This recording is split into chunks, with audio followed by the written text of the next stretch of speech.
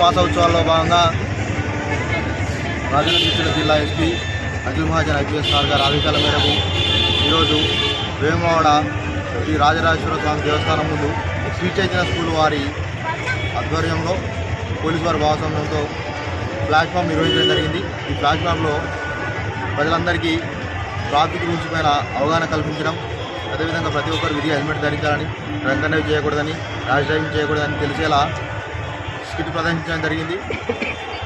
అదేవిధంగా ప్రతి ఒక్కరూ రోడ్డు భద్రతా నియమాలు పాటించి వారి యొక్క గమ్యాలను క్షేమంగా చేరాలని కోరుతున్నాం.